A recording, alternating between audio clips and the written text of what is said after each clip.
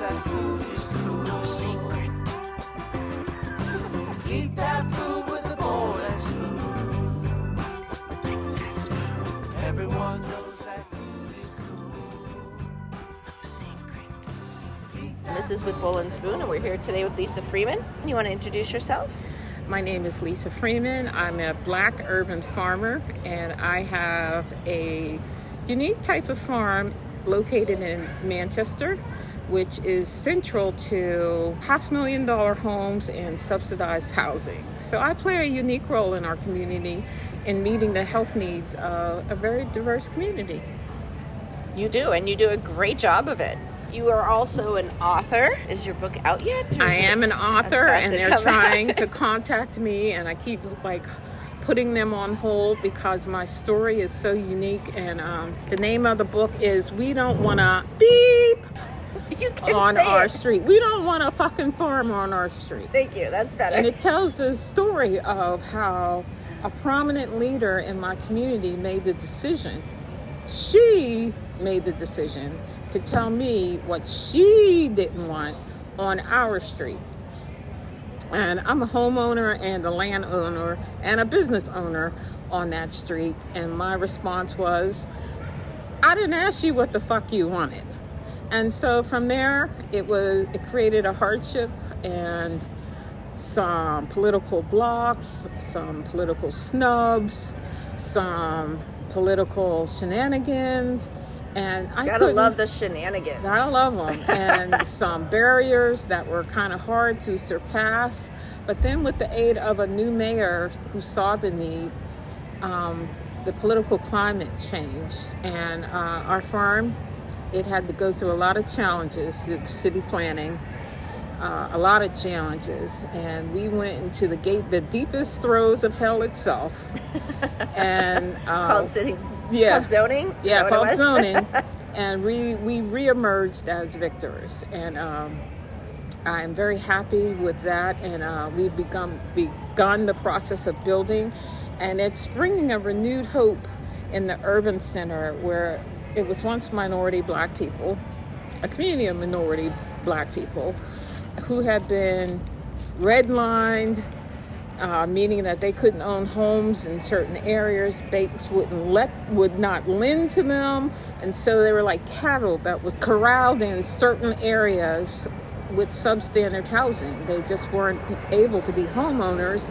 And then to add fuel to the fire, there was a national bridge building campaign in the nation. And then they came in and tore up and divided the majority of African American communities and tore down the African American businesses.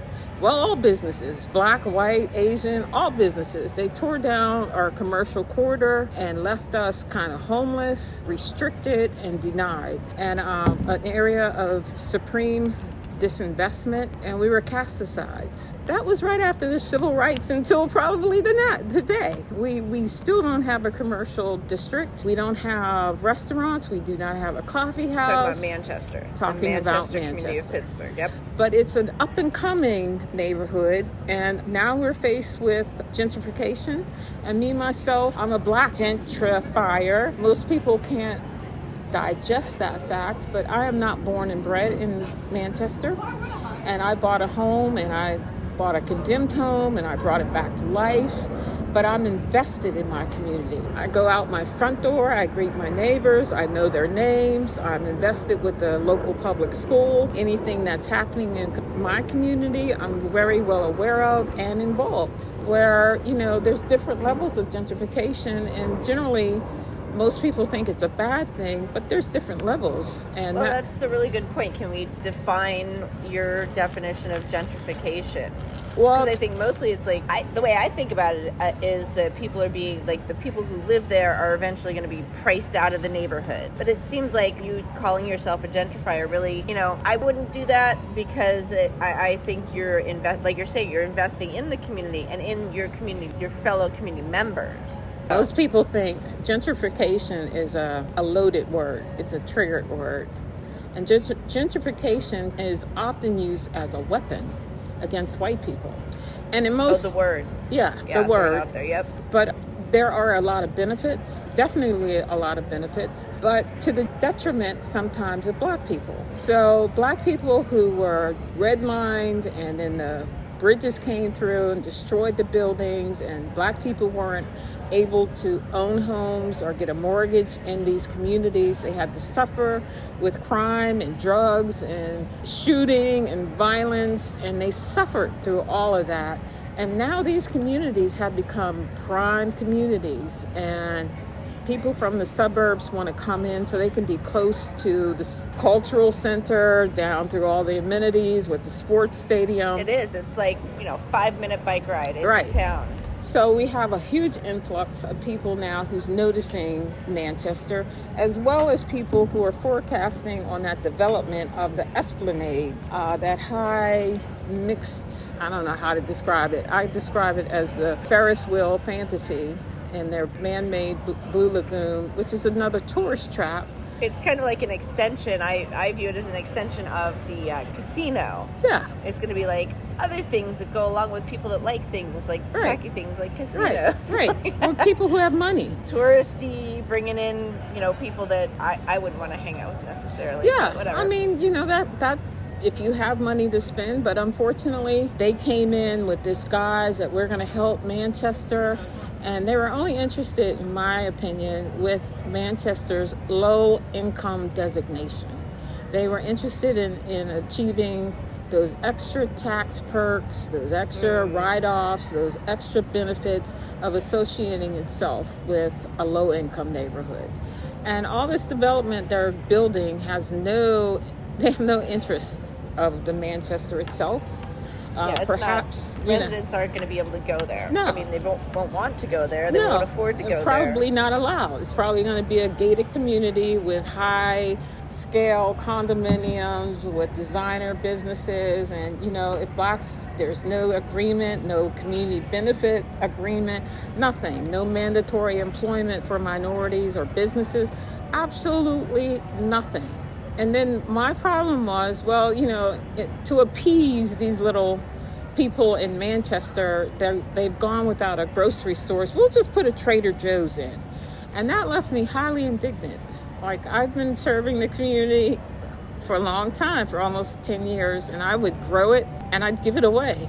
I was just not interested. As a social worker, I wanted to give life to a dying plant and watch it grow every year and bloom into something that was valuable, and then show the children from a low-income community who had no skills and who were aggressive because of the lives that they had to live, to teach these children how to nurture something that was bigger than themselves. They had no control over a plant that lives or dies except for the input they gave it. They could control with giving it enough of water, enough of fertilizer. They could sit there and watch it grow. There's no contest. There's no competition. Encourage healthy eating. So this is a really good point, because you jumped from, like, you're a gentrifier and all this development, and then I'm a community builder. Yeah. That's what I am. I want to talk about that time when you were doing that growing. So, like, nobody else knows what you're talking about in that situation. So let's talk about that.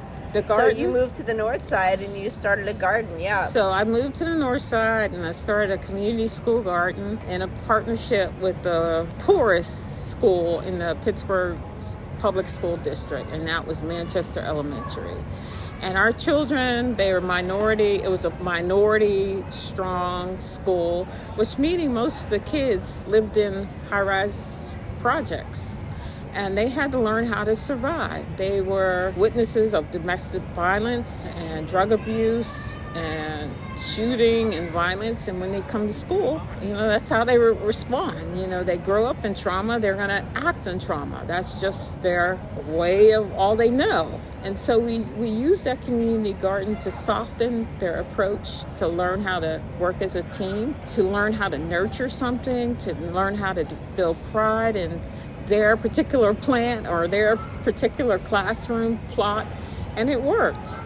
And that spilled over to the community, where they saw me as this Jamaican woman with the dreadlocks. And are you Jamaican? No, I'm not Jamaican. But they saw me come and go, and the voodoo woman, some of them call me the voodoo woman because they saw me out there all the time. And then they realized, she's With here. The plants are voodoo? That's the No, magic it's just that me they... with the Jamaican. Oh, gotcha. Okay. And they knew I wasn't originally from the community, so they didn't really know my take. Gotcha. But then they realized I was invested and I'm working with the kids. So they gave me space, and ultimately they became our garden stewards. They championed and protected that space. And then to my heart's, that's one of the greatest things I did. I won over the drug dealers and they became my waterer. Like, you're not doing anything. Come and water these plants. And they call me Miss Lisa. Someone got Miss Edmond's baby watermelon. Someone took it out the garden, and they became the protector of the children's space. And then the drug trade moved because Miss Lisa, the Jamaican woman, the voodoo lady, she's over there. She don't want to hear all that bam, bam, bam, and all that weed smoking, drug dealing, loud music. Things that we consider like Thump. That gets right to your core. Yeah, it does. That is really... But they respected me enough to this is her thing, and she's old enough to be our mother. We're going to respect her because she's doing something. And That's nice. She sees us, and she's acknowledging that we have a place in this community. And I felt that was important because these kids that walk around... That's a hard place to get to, though. Yeah. These kids walking around with hoodies, they do that because they don't want to be seen, because we don't look in their face, because we don't acknowledge them. We don't say hello. They're just giving a signal like they're problems to the community. But, I brought them, I pulled them into our community, and in return, they respected me. They acknowledged me, I acknowledged them. And so it started that way. And it just grew and grew and grew. And that was one of the best opportunities. Yeah. That's awesome. Yeah. So then that kind of turned into, you bought some land? Well, we did that for 5 years, and we grew that as a non-profit. I've never heard of that distinction. Yeah, we did it as PTO presidents. My husband and I, we were the only 2 members, by the way, my husband and I. No one else really wanted to be involved or invested. And then my child was no longer in that school. I'm okay, we're still attached to the school. We were a PTA, and that was our community-based project. My husband had a school-based project called Math Doctors, where he went into the school and taught the kids how to do math. And after 5 years, we partnered with local nonprofits and service agents, and they would come in. They'd had a certain day, and they would come in and they'd offer their services. So we were like 5 days in operation. We just took turns and rotated, where the kids, they had something to do, and they had substantial learning opportunities, being involved and being challenged with something that was entirely new to them. They were being nurtured and driven to come out of their comfort zone. But after 5 years, something made me mad, where people were coming to take and would take the plants, which was all right, but they didn't acknowledge that this is the schools. We're doing this for a reason, for the kids to come back after. They would plant in May, take the summer off, and they'd come back and see the handiwork of all their work, and everything was gone because people foreign to the neighborhood were like, oh, all those beautiful herbs, I know, go right here.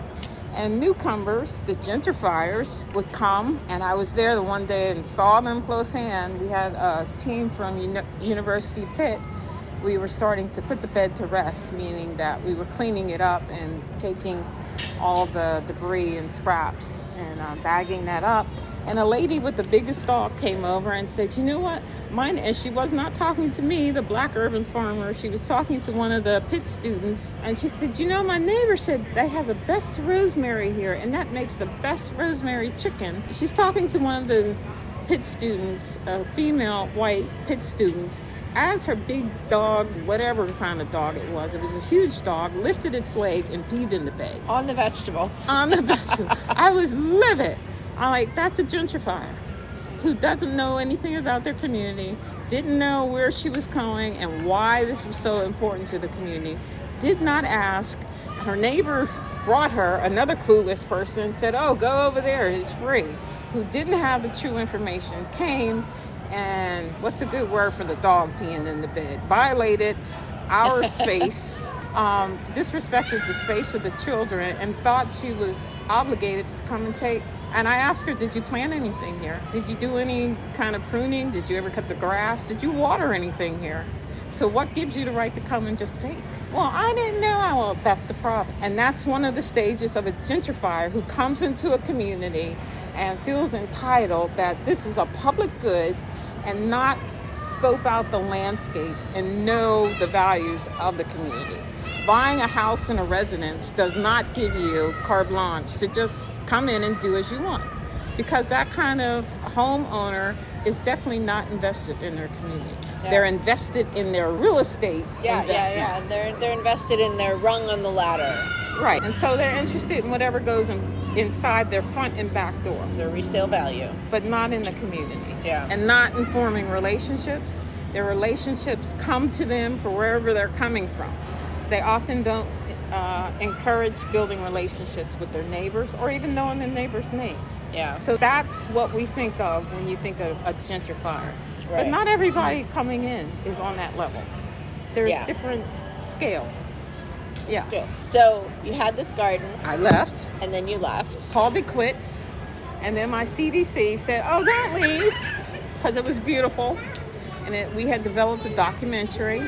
We had developed a relationship with Heinz Endowments and the Bill and Melinda Gates Foundation. Wow. We had developed a relationship with Pittsburgh Public Schools, and they would meet with us. That's how important it was, our voices to them. And everybody was kind of aware of it, like, oh, okay, well, I'm sorry this happened. We'll give you another a plot over there, and there's a fence. And that was all a guise and a ruse to get us to go on property and build up again, which we did, and developed another beautiful, most people thought it was an art exhibit because of the types of beds that we used. I quickly learned that this was a ploy to get my attention, and that the intentions of the CDC was not pure. And they were going to sell me this property, and this whole entire property is yours, and that wasn't the case. And they never had intentions of selling me the property. And I knew it was vacant, and it had a beautiful fence where I can control who came and gone. And that was the issue. It would stop people from just picking at random. Although we had a shelf on the outside of the door, we would put all our produce out there. People knew they could come and take. So it wasn't like it was prohibited. We just didn't want people ruining the plant. Right. So people still got the benefit of what we were growing for free. You just didn't want them like grabbing a tomato and then ripping off the plant accidentally, because people don't know how to pick stuff. Yeah. But when they wanted something, they're like, still, you should have observed that this is for the children. But we didn't. We found that food insecurity was prime with our senior citizens, and they would be out there all morning taking what they needed, and that was fine. And we developed a relationship with an intergenerational, and we learned all kind of things, like how to cook okra, how Miss Edmonds is the centenarian. So much knowledge there. Yeah, definitely. It was beautiful. So we moved, and then I bought some property from the city. It was a huge warehouse that was condemned, and I bought it, and people couldn't believe that I bought it. It sat and rotted. Why did you buy a building? I bought the building with the original intent. My son is on the autism spectrum, and at that time he was about 12 or 13, and the walls of this building, they were so unique and beautiful, but the roof had caved in. Well, several of the roofs had came in, and I'm like, oh, but the walls. Like, I wanted the children of Manchester, my son, to have an outdoor safe play space, because children who are disabled or considered special needs, they don't have any place to play that's safe and confined and where they can be themselves. So I bought it for that reason. But then it was so far gone that I had to end up tearing it down. And we continued with our garden theme, and we built that up. So the demolition of a site is pretty expensive. It was very expensive. It's over 10,000 square feet, and the building took up the entire over 10,000 square feet. And as a social worker, did I say that? I'm a badass social worker. And people invite me to be sitting here and learn about this program, sit on this board. And I had researched it. And I thought, well, every nonprofit has a community component where they have to serve the community in some way. And I don't know how my brilliant mind started this one, but I thought about Job Corps. And then I had a relationship with Job Corps. Job Corps is a federal program that they offer job skills free of charge for youth, I think up to 21. And I thought, well, they have a community component where they're challenged to give back community services. I'm like, oh, they have a heavy machinery component training. I'm like, I wonder if I could get them to come out. And just like run it into this building a couple times. And that's what happened. They had and they said, wow, are you kidding? I'm like, no. And they're like, yeah, we'll come. They like, love the distraction. Yeah, do you know what the students learned on a computer using a joystick? Oh my God. That was how they would manipulate the controls in like a dumpster or I don't know, whatever the heck. And we get real life. And they brought it down, and those students had a ball. Little bulldozers and stuff, yeah. They had the full experience of being in a live construction site, and they had a female there, and she was badass. And I'm like, look. Cool. And it was a win-win, and they loved it, and we taped that too. And then that got them with the Department of Transportation, PennDOT. That got them a significant award. The show that they did community. Oh wow! Who did the show? Is it a production company? Renee Rosenstiel. Oh, She wow. did a taping of it, and then I sent it to them. They told me that they were having, but I was doing it anyway just to say thank you to them. But then these federal partners, sponsors of Job Corps, they said, oh, they're coming in. I'm going to show my tape that day. And I did show it, and it was a really, really, really nice tape. And they got significant funding, so they added, I think, two additional classes. Oh, that's great. Yeah. Very cool. Well, now you and I met. You never were like a participant of the Adopt-A-Lot program, but we met through my work at the city. And I've seen. It was supposed to be through the Adopt-A-Lot. Yeah. Yeah. But I think it wasn't yet set up right, or it didn't transition. I don't know what it was. Maybe it wasn't city land, or there was something weird about the situation. Yeah. Was it? But we met. It was early days in the Adopt-A-Lot. But anyway, yeah, we met, and I've watched you sort of go from someone who wants to do a project to someone who's doing all kinds of stuff. And then I remember when Farm Aid came to town. What was that? 2018. 2019. Was it 2019? Gosh, that was a really busy year, wasn't it? Yeah. And then 2020 was like nothing. Yeah. Yeah. Anyway, so when Farm Aid came to town, though, I remember when they started, like, they engaged you in that whole thing, and I think that's the first time you were like, wait, I'm a farmer. I don't know how. And I didn't know for a long time, like, how did Willie Nelson, how did he find me? How does he even know? And I was invited to participate in Farm Aid and be on a panel, nonetheless, and talking about urban farmers. Like, what? I felt like a rock star. And I told my cousins, I'm going to be over at Farm Aid with, that guy, Willie Nelson. Like, I really didn't know the enormity. And they said to me, what? You mean Marijuana Man? I'm like, is that what he is? I'm like, yeah, I'm going to be with him.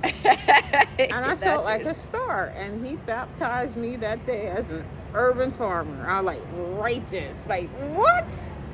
And that was one of the highlights of my career. It was one of the great highlights of my life. And I feel like that confidence, I mean, you are a very confident woman, but I feel like that has sort of like trajected you into like urban ag. So now talk about like what you're doing now. And you just got back from, was it Harrisburg? Or I just came back DC? From Harrisburg. Well, I've been to DC. But one thing I just want to go back to, sure. And you were talking about Willie Nelson and the great push and the inspiration. Besides Willie Nelson, which was a highlight of my life, I always have to remember my husband, Wallace Sapp. Wallace Sapp was my husband, was my partner, who I loved dearly who took care of that school and community garden. He was an elderly Vietnam vet. He was 10 years older than me. And he's like, yes, Lisa, yes, Mom, I'll go out there. And he would cut that grass at like 5 o'clock in the morning because it was so hot. Yeah. And that garden was like glorious. It was like the Garden of Eden. Everybody, everybody else's grass could be like straw, but everything was growing and vibrant in our section of the kids' world. And it was because of his dedication, like, I got to go cut this grass. When we left, everybody thought it was so easy because they never saw us laboring. My husband was out there 5 o'clock in the morning, and I had these groups that would come and help me. So they never saw that part. All they saw that was just vibrant and rich, just like the Garden of Eden. And it was beautiful. And then a few years ago, he was diagnosed with terminal cancer. It was already terminal. And at our farm, after we tore down the building, right in through there, I also was unemployed. And in order to sustain this, I had to be employed. And I went to Bidwell Culinary School. And I became a chef. And I began to learn about all these herbs and fresh vegetables, produce that I was giving away. Because I'm black. We don't deal with herbs and we don't cook. I'm fast food. Give me a restaurant, let me order. That's as much as I want to do. Well, I actually learned how to cook. And everybody was like, oh man, this is so good. And Wallace was really amazed because he's from the South and his mother used to cook. And when he got that diagnosis with cancer, it was devastating. And I was at that point where honey, should I just go to school or should I need to stay home and take care of you? No, just go to school and I'll be all right, which was just steps less than 1,000 yards from our home back and forth. And I went through the course and then I began to cook right up from the garden. And Wallace was not really unhealthy. He was still vibrant, but he stayed in the garden. He looked at, his friends came to visit. He listened to the birds. He sat out in the sun. And I started cooking clean, meaning no fried foods. I'm cooking fresh and broiled chicken or baked chicken, but fresh vegetables and herbs, no salt, and all the spices. I added a whole lot of love in this because I'm let me cook. And it added a number of years to his life and his quality of life. The cancer was gone for a period of time. He went into remission. Oh, wow. And we actually thought he was cured. And his doctors thought he was cured. Man, what happened? And he would tell all of them at the VA, my wife is cooking for me. Don't I look any gain weight? Don't I like good hair? And then a little small dot came back, a very small microscopic dot that grew. And then that terminal diagnosis reignited. But he was still eating clean and in the garden. And instead of a death date of 6 months, he had a date. Jeez. 6 months turned into 5 years. So we had 5 years to spend a good quality life together with no real pain or suffering. But his last 2 weeks, it went so fast, it was amazing. But he never suffered. He never was in pain. He never was sick or ill. And it was all due to him eating clean and eating fresh. And that's what changed my life. I have such a dominant trait in my family of cancer.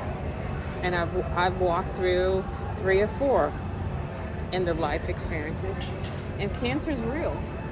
And for people who are afflicted with any kind of disease, cancer is real. And it destroys your family. Yeah. And you think all those numbers of years, I went without a mother ever. 16 years old, that robbed me. It robbed me of a grandmother. My children don't have a grandmother, a great-grandmother. It robbed them. It robbed us of a lot of time with close relatives. And I just want to be in the garden so I can help our community eat better and live longer. So was Wallace around to see Willie Nelson call you a farmer? He dropped me off. He didn't stay because it was way out in the sticks. When you got home, he was cheering for you. Oh yeah, he was. Oh, that's good. He was amazed. We did a few good, amazing, unbelievable things while we were together. And now, fast forward, we're here in I don't want to go too fast forward. We're here and we're building a store. We've gotten major grant. It's not that many years though. We're talking like 2018, 19, 20, pandemic. Yeah, he in died there, in 2021. 2021, he died. And I went through, I won't say, well, it was a shock to my system. And I just didn't want to be around people. I didn't want to plan. I didn't want to do anything. I had to go through this valley of death. I couldn't even imagine. Yeah. And I had to kind of regroup and think, what am I doing? And I took this time. I got a grant through the Sampson Foundation to give me like a sabbatical. As a farmer, I wrote a sabbatical. Like, who does that for? And they actually believed it. I'm like, okay, we'll give you a grant to give you like a time to like get your finances, your business together, and you're developing this and this and this. We'll pay you to kind of like subside for a year. And that's what I did. And I spent that whole year writing grants. And that whole year, it was amazing. I think I might have wrote 5 or 6 grants. I was awarded 5 of those. Oh my God. One, yeah. Every single one. Yeah. And so I raised over $300,000. And I was like, whoa, you're there, champion. And the biggest one, the major one, was from USDA. And that was for $175,000 to build a grocery store in our food desert community. And yes. My application I expressed my indignation of a huge multi-million-dollar developer coming in and doing this giant tourist trap when I'm right here and they're just going to throw us Trader Joe's. And I've been here all along. And they heard that. I'm like, she has a track record. She possibly could do it. We believe she can do it here. That's awesome. And now they're building. And I'm overwhelmed every day. It's unbelievable. And that's the really exciting thing to see. It's the speed at which that building is going up and the reality. Like once you got through the painful, what did you call it? Purgatory. Purgatory of zoning. You came out the other end and went bam, like put it up. Take that. Yeah. What's next? What's coming up here? Well, we're in the process of building it, and I have to tell you about the process of building it. Okay. So we've come full circle, and that was a beautiful moment from when I was a school community, voodoo lady, Jamaican woman.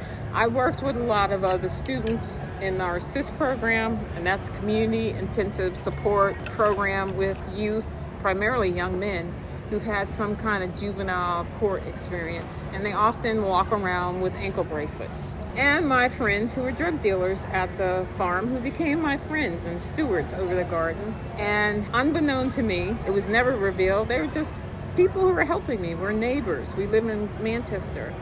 Fast forward, when we broke ground, there is, I have an Asian engineer, a black lawyer, a black architect, a white general contractor, and he hires from the community. And there are specifically 2 black men. And when they were out in the community, it's like everything stopped. Those drug dealers who I worked with like almost 10 years ago as children, one of them, like, oh my God. He's one of the builders? His father, who was in federal prison. Uh-huh. He's now working and showing back to the community like there is restitution. Oh, wow. There is hope. So, and these people who like respected me then, like, look, she's hiring from the community. We can see us. We can see ourselves. That's awesome. And this father, like, he's one of us. And, she's giving back to this community. She's restoring hope where people didn't have the ability to buy them homes. They didn't have the ability to restart their businesses because we were just prohibited. No investment in our community. And that's giving people hope. And that is what I'm most proud of right now. And so the store, today I'm partnering with a mentor. And today I learned about security, about store layout, about branding, and chefs. Do you have a name for your store I yet? don't have a name. I have to get a name. But my biggest thing is that they're building so fast. Like, this is coming up real fast. Like, oh no. I haven't learned layout, store layout, like how, and I like learned it today. One of my friends like, this is how you do it, Lisa, and I can hook you up with so and so from General Mills. She's a store and a layout. This is what she does, as long as you don't do, like what? That's cool. It's been like really, really nice. How many square feet is your shop going to be? It's in square feet. It's almost 1,000 square feet. Okay, so that's a pretty. It's nice. Small little Like, space. It's small, nice, but yeah. when I was in there, I'm like, I think this is more than we have. Oh, I know it's more than we have right now. Like, situated in such a way that inside it's a store, but it offers you a lot more, and it offers. And I'm thinking about this approach, a membership approach, so that you're not getting just shopping experience. You're getting healthy cooking and eating. You're getting exercise. You're getting meditation. You're getting Zoom. You're getting these farm-to-table dinners. It's giving you access to everything healthy. So the building isn't taking up the whole space on the site? No, it's not taking up the whole space. Okay, what else is going to be on the site? On the site, we have You said it's 10,000 square feet, and this is 1,000 square feet of the Yeah, store, and so- then maybe storage. Right. So the fence that I built that was on the outside has now moved, and we have a commercial greenhouse that will be open. And then some of our displays that will be inside and outside. So people can have the full experience. If you're not coming in the store, then you're still, you shop.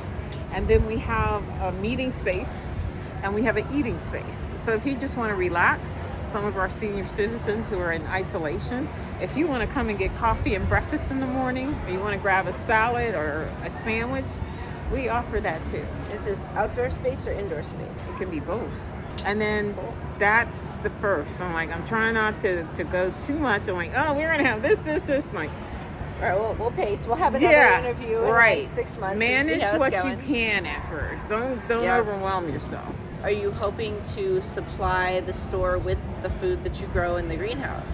The greenhouse will supply some of the food, but that won't be nearly enough. Gotcha. We're partnering with local area providers throughout the Pittsburgh region.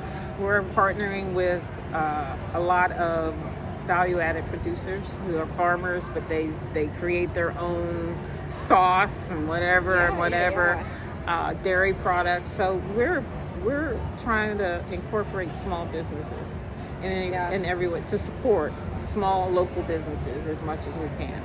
How do you reckon with like a lot of small local businesses in order to, survive, need to have a relatively higher price point than the offerings in a grocery store?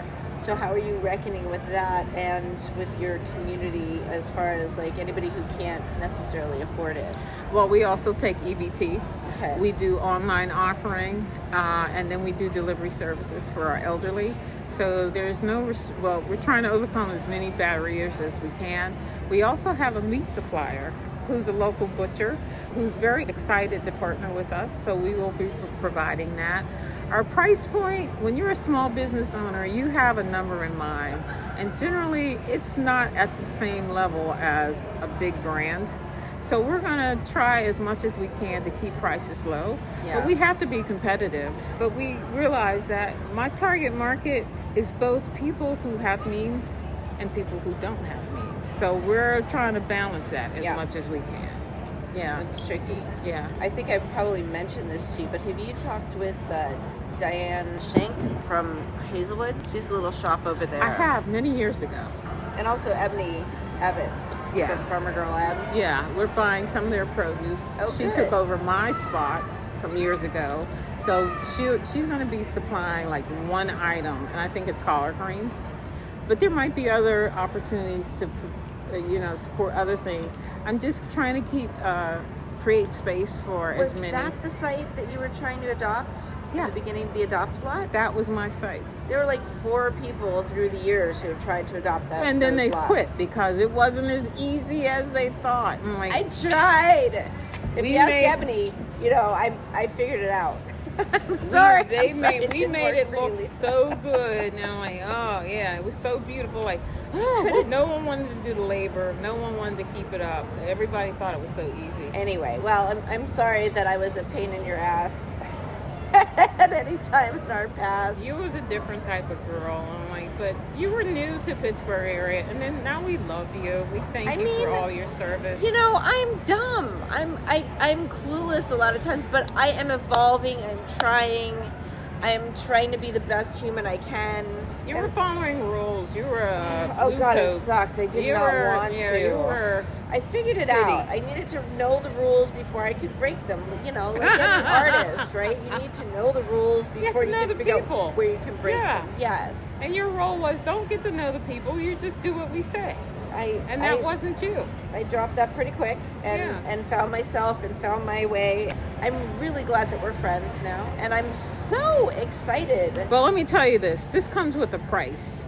Being the first, like the Food Justice Fund. So I advocated real hard on that. I kept their feet to the fire because that was initially for BIPOC people, Black, Indigenous, people of color. That was originally how it was written. And they were using ARPA fundings, the American Rescue Program. And they kind of like moved away from that. And I challenged them. And they said back to me, well, it's implied.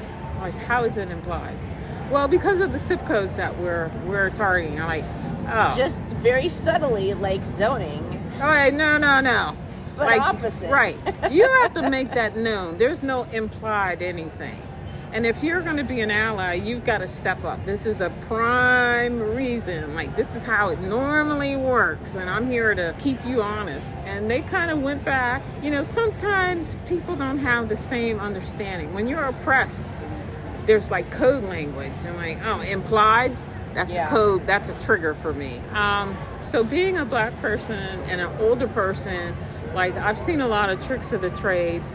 And then being a Black person and an older person, sometimes it sets me up like, oh, we want Miss Lisa. She's outspoken. She'll tell her, da, da, da, da. And then I get on these state things and get recognized. I'm like, she's a good old gal. Like, I'm a token. Not the good old girl. I'm a token. Like, what do you want? What am I here to do? Oh, this is a perfect segue to talk about your Harrisburg trip. Yeah, this is what I'm going to... Like, what am I here to do? Good. The Farm Service Agency of the state. They're the money arm of USDA. I'm like, whoa, I hit the jackpot. The money arm loans of the USDA. And the USDA is like a welfare on steroids. They control a lot of money. And, but it's generally rural.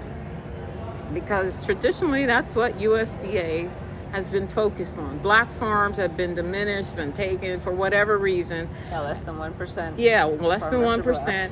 And USDA is trying to reestablish a good relationship with minority farmers. So they're trying. I'm like, oh, then they're trying in the state of Pennsylvania. Let's appoint Lisa Bygonet on this committee. And I'm sitting there, what am I supposed to do? When you're talking about farm loans in the urban, why would you think a farm would take a loan with you? Because urban farms don't produce enough money to repay a loan. We're not acres and acres. We don't have cattle. We don't have horses. We don't have soybeans. So why would I take a loan out with you? I would never take a loan out with you. In the city, a farm is called a foundation farm. It's foundations. One of my foundation people coined that term because what we do in the city is much different from what we do in the urban. Like, we address social service kind of agency needs and reconciliation. Like, we're more social service. Foundations fund us. Why would I ever take out a loan? And they're like, really that's a good point. That's a good point. And so we're sitting there, and she said, you know what? G.T. Thompson is going to have this panel. Like, you need to go and answer him that question. And that's the executive director of the state. And she is who I sit under. You need to ask him in front of people. Yeah. Out loud. Say that out loud in front of people to him. Yeah. And that's what makes things real, is when you say them out loud in front of people. Right. And I said it to Secretary Redding at the lunch, and he had a black gentleman, and I don't know what his title is, but he was like, yeah, you're right. Yeah, you're right. Here, this is my policy person. Take her number. Yeah, we're going to, yeah, you're right. Yeah, you're right. And someone said to me at that little, oh, J.T. Thompson is going to be at the panel, and he's going to be at this building. You need to ask that question over there. Like, sure, I will. I go over there, and I'm the only black person there. And I'm dressed in church lady attire with a coral colored dress and some Birkenstaff sandals. Every other person... That's church lady attire. Church lady attire. I mean, colorful, dark skin, obviously out of place. And everybody else there has a pair of Levi jeans on and a plaid collared shirt. And women had pretty much the same. And so the panel's up here. And okay, they gave their opening remarks. Like, does anybody have any questions? And I saw this white gentleman, farmer. He got up from where he was sitting and he went to the back where the cameras were. And I'm like, oh, that's the question of. Because the woman who had the microphone, she was there. And she said, oh, okay, sir, what's your question? And asked him a question. And they took 30 minutes to answer one question. I'm like, oh, God. And I'm watching, and I'm like, okay, before she ask another question, let me just get up. The church lady got up and walked all the way back and stood at the camera. And I'm like, okay, I'm the next in line. I'll get this question. I'm just beaming. The church lady's here. And they answered the question, and then the dean of Penn State, I don't know what board, he oh, is there another question? I'm like, oh, over here. I'm like, okay, there's another question over on the other side of the wall. And someone popped up and he answered a question. And the lady with the microphone was now over against the wall. And I motioned, I'm standing up, church lady standing up, and I'm motioning with my hand, I have a question. And she looked at me, gave me eye contact, yeah. And I'm still standing up, and they gave enough. You went to get in line like you're supposed to. Yeah. And this woman just waved her hand, and they went to her. Yeah.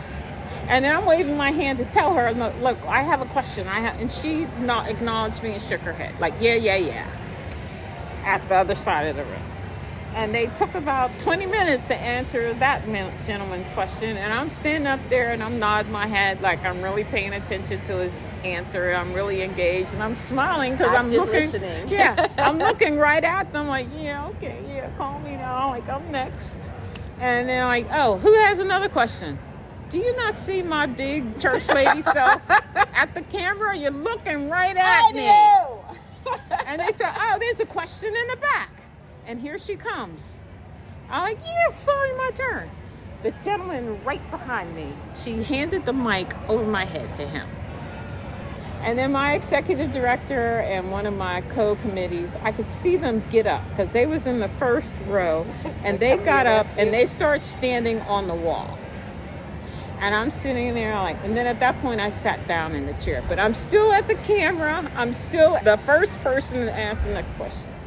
The next person right next to me, oh, he has a question right next to me.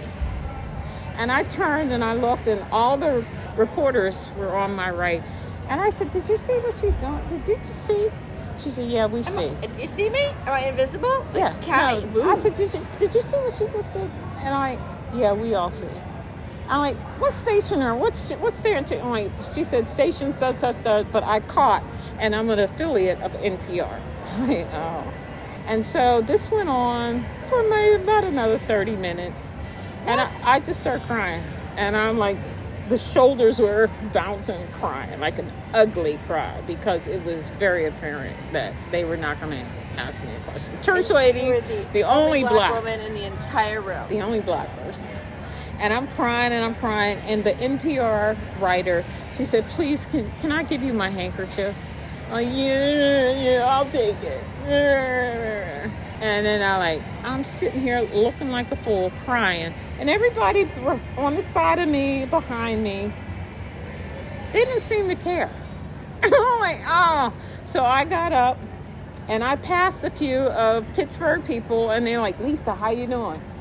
You asked, what you mean how I'm doing? You see me crying, like you didn't like speak up. And I walked to the side of the room where my executive director, she's watching all this. I'm like, Lisa, are you okay? No, the hell I'm not. I'm like, am I a fool sitting up here? I'm the only black person, and I'm crying. And I kind of made a scene, and I walked out the room like, take me back to the hotel. Why the hell do you have me here? Why? What am I doing here? For what? And she stayed, and one of my committee members brought me, and she's like, Lisa, I'm so sorry. Lisa, I'm so sorry. There's not a sorry, empathy, a word, a pat, a hug. There's nothing you can do when you're humiliated on that level. Nothing. Yeah. There is no kind word that can take that dagger out of your heart. There's just nothing you can say. And I just went back to my hotel, and I got a drink, and I sat there, and I was hurting. That was very humiliating to me. Very humiliating. And then my executive was like, Lisa, I'm on my way back. I'm like, who the hell cares? Who? What the hell did you set me up for? And then I got a call from JT Thompson's office, and I didn't take that call. I didn't want to talk to anybody. And she left a message. This is JT Thompson's office. I'm the secretary. I understand there was a miscommunication. And if you like to talk to JT Thomas, he can arrange to meet you today or at another time and get your question. And I didn't leave a message. And and my executive director, she came and she told me that she confronted him, and that, yes, she saw it was very obvious. It was very rude. And she like, Lisa, I'm so sorry. Again, there's nothing anybody can tell you when you're humiliated at that point. Like, there is no consolation. Like, I mean, like, I'm surprised that people didn't start, like, in the crowd, be like, answer that lady's question, take that lady's question. Well, that's like so the obnoxious. NPR writer, she said, do you want me to get her attention? Like, no, not at this point. She can keep that damn microphone and stick it where I'd have her on the ground pounding her head in the cement. And then the next day, I haven't seen this side of you, Lisa. Oh, it hurts. Absolutely, yeah, that's fucked up. It hurts. And then the next day, I let me think about this. Like, how can I use it? I said to this, like, how do I use this to my benefit? And I'm thinking, like, when I get back to Pittsburgh, I'm calling NPR because they've done enough stories on me and all these black farmers, and they ran a series, and then they ran it again, twice. And I'm like, let me just call. And I called the office. No one answered. I'm like, good, because I really wouldn't, I would have been still too irate to really get what I was after.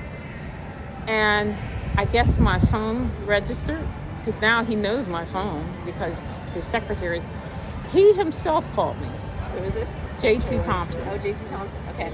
And again, I didn't take the call. Like, I'm not in the mood to I'm not in the mood to talk to, but I didn't know it was him. I'm not in the mood to talk to him. Oh, he left a message. This is JT Thompson, and I understand that you wanted to ask me a question. By God, I want to talk to you. This is my personal cell phone. If you're not guilty, why would you give me your personal phone call? If it wasn't such urgency, I could keep continuing to call your secretary. So, yeah, that's how it ended. So there was a panel of people that were talking, and they were all white folks too? Huh. And I just felt like less than a human. And we've gone back like 60 years, and black farmers are stealing their farms, and they're tied up, and they're not worthy. They can't get a loan. They foreclosed. And I was just, one of them. And we're not talking, in their speech, they're talking rural, rural, rural. And my question was, you're talking rural. You're not talking a language that's exclusive to me. You're talking rural. Vilsack just had this great announcement of funding about urban environment. Why are we not saying urban? What are you offering to me? Yeah. I'm here. I'm not rural. There's a gap for sure. Missing piece. But it was rural. And you are rural, and you're the good old boy club, and we're going to support you and keep all these little welfare payments coming because you defaulted on your loan, and here, we have the system. Well, we'll pay this monthly to you. True. To help you come out of default. I'm like, black people, urban people, we can't get funding like this. And this was meant to be a reparation for black farmers. We can't get this. We're in the urban. There's no reason why I would take out a loan. So the benefit you're trying to help people is not helping. So you've thought about this a lot. What would you like to see happen? Well, I was going to quit. All right, you hurt my feelings for the last time. Like, what the hell? I'm nothing but a token. You just sat me up here and want to take pictures with a black face, and I'm blacker than black, and give the impression that you're progressive, that you're really doing something new and exciting. And look, we have a black face here, church woman, church lady, black face. In the meantime, they did what they always do, and they ignored the black person in the room. Yeah. Great. Did not give me space. And I was going to quit because you hurt my feelings. And I mean, they hurt them really bad. I cried. I cried hot tears, and it went down deep. But then I thought, this is nothing compared to what people in the 60s, civil rights had to go through. This is nothing where my great-grandmother had a farm. This is nothing she had to go through. You better swallow your pride or swallow that hate and use it for a benefit. But we should be so much past that by now. We should be, but we're not. And if they don't want to give you room at the table, bring your own damn chair. That's Shirley Chisholm. Those are my heroines. And I'm thinking, stand on the table. Stand on the table. On the chair. I'm here and I'm going to cry loud and spare not. Yeah. So, this is what a lot of times what happens. Someone will hurt your feelings, humiliate you in the biggest way possible to make you quit. I've had it with trying to start the store. Here, we're add all these expenses to you, or you can ask for appeal. No, we're not going to the appeal process. We're keeping this straight right here where people can come in and change things. No. And I had to pay a significant amount of money to open my store because of nonsense ruling with the sprinkler system, which cost me $40,000, $50,000 more than necessary. I had to pay that price just because they wanted me to quit. No, we'll hit her with an extra. You have to jump through this hoop. Whatever it takes. I'm not quitting. So this is another opportunity. You've hurt my feelings really bad. I should quit, but no, I'm not quitting. You're going to see me at every turn just to annoy you, just to keep your feet to the fire. Yeah. So what is that board that you're on? Pennsylvania Farm Service Agency. Okay. That's the money arm of the USDA. That's where they give loans out and credit to farmers and subsidies to farmers who are growing certain crops. Yeah. And you've received money from them before? Or no? No, I haven't. You haven't gotten any grants? Well, you got grants from USDA. Yeah. But that was the national. That was not Farm Service Agency. And when was this that this happened? 2 weeks ago. Oh, shit. Was it 2 weeks ago? Maybe last week. So fresh, though. Yeah, it's still fresh. But sometimes, when it's fresh, it's better. Because after you get over the hate, and I was feeling you were going to die, like God crushed them, or, give them their just reward. When you get past that, and you get past the pain, however long that might take, it might take a while. But then you get a new enlightenment, like, how can I be used for good? Because all that happened for a reason. It was just not random. It happened for a reason. So it will either destroy you or make you stronger. Shelley. No, I hear you. It will make you stronger. Yeah, but it's not fun going through it. It's not fun. It's really not fun. So you're still using your culinary degree? I don't, because my son and I, we have sacrificed and we've lived in an RV for over a year. I have very limited space, but I do like outside cooking. Oh, yeah? And I have all kind of equipment. So every now and then we'll do, I have this burner and I have this big pot. I call it my African pot. And I can cook a large amount of food. But it's just my son and I. And I have an outdoor smoker, which I'll use occasionally. But it's just my son and I. I can't be cooking all this for me and him. And I have a tiny refrigerator, so I can only store so much. But we have been enjoying takeout food and restaurant. But you only can eat so much takeout. Yeah. Yeah. What are your favorite places? Aladdin. I like that Mediterranean diet. I love beans and rice. Love it. I love tasting new spices and types of food that I wouldn't normally eat. Fast food, like that's no. McDonald's, no. Did you ever go to Chateau Benet? Yeah, I went there. I wasn't really. Oh, I love their food. Really? Okay, yeah, I do. I mean, I had something that was kind of good, but I needed something a little more. The sorrel tea is really delicious. Yeah, I had that. That was yeah, good. it's Yeah, great. I had a rice bowl or something. I love hummus. Oh, hummus is my new friend. Nice. I love pesto. I love that too. So I'm trying to eat, or not trying, but I'm allured now to clean eating. Very little processing. I've never liked trendy things, and the term clean eating is a very trendy term. Mm-hmm. And I'm just like, it means eating real food.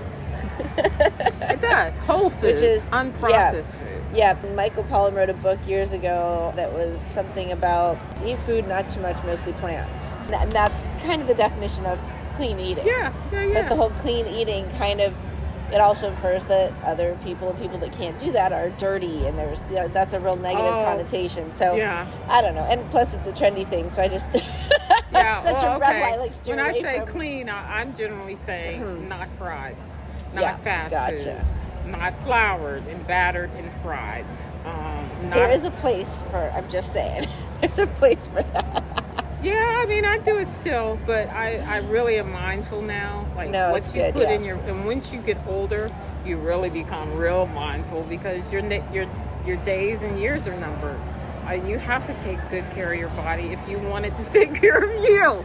So you eat that junk food if you want, but you're gonna clog your arteries up, and when you get old, you hit 50, and that's when your body starts telling you things that you have to be more aware of. It's talking. Yeah. Absolutely. I'm listening. I'm so glad that you were able to do this interview with me today. I want to catch up with you again after your store opens. Oh, you have to. We're going to have a grand opening. We're having a fundraiser on November 18th, and that committee who's helping me are a dynamic group of people, and they want to see me get over the finish line, like get Miss Freeman over, get Miss Lisa over the finish line. So everything can be paid, and there's nothing holding over my head because they appreciate the effort of bringing a grocery store in a food desert, and I'm the first. So it's very humbling to get a group of people who are looking after my well-being as well as the community. So I'm really humbled again for that. I'm just appreciative for this opportunity. Well, thanks, Lisa. I'm glad to call you my friend. I'm glad to call you a farmer. Oh, Shelley, thank you.